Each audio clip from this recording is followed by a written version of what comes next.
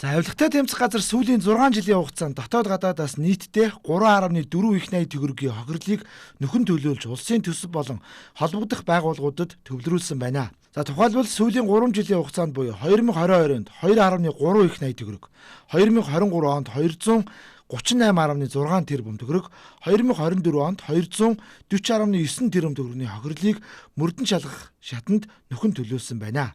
За эрх мэдэлтэй албан тушаалтан буюу цагаан захтнуудтай тэмцдэг энэ байгууллагын үйл ажиллагааны талаар асуухад зарим хууль тогтоогчид ингэж дүгнж байна.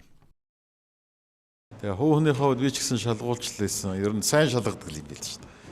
Тэ. Тэрс юу ч үлдээгээгүй бүгдийг шалгаж илээ. Боломжтой ажиллаж байгаа болов уу гэж бодож байгаа шүү дээ. Хүн Иргэн Бат хамгаалалтанд одоо таалагдсан, таалагдаагүйгээр нь тэр авилгалтай тэмцэх газрын даргыг муулдаг. Зүгээр нэг энд явж байгаа нэг ховоор одоо янз бүрийн асуудал ярьдаг ийм байдалтай ер нь байж болохгүй. Зөвхөн авилгалтай тэмцэх газар хууль хүчний байгууллага, шүүх цагдаагийн байгууллага гэхээсээ илүү манай нийгэмд нэг юм жоохон онцгүй юм одоо сүүлийн үед ер нь бий болчих. Амнаас ам дамжиж өөрөө тооцоо судалгаа унссан мэдсэн ийм зүйлгүй нотлох юмгүйгээр одоо бид нэр амнаас ам дамжаа. Би жишээ нь би чамааг ярихлаар үний юм шиг бөгөөд нөгөө талд гараад одоо яриа өгчдөг. Эсвэл нөгөө одоо этгээдэд иймэрхүү ярианууд өгдөг.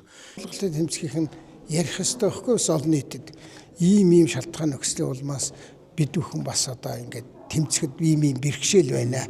Энэ нэг өөрчлөлмөр байна. Ингээд биднэрт нөлөөлдөг болмоор байна ч гэдэг юм уу. Тэрний тулд ингэмээр байна гэдэг. Ингээд нэг жаахан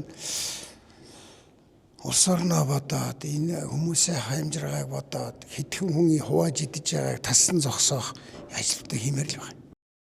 За авилгатай тэмцэх газар олон зуун эргийг мөрдөн шалгаж илрүүлээд за дараагийн шат буюу прокурор шүүхийн байгууллага шилжүүлдэг. За гэвч шүүхийн шатнаас авилагчдад зөөлөн ял онох, торгох зэрэг шийтгэл оногдуулаад толгойг нь илээд өнгөрч байгаа нь буруу жишг гэдгийг ч хэлэх хүн олон байна.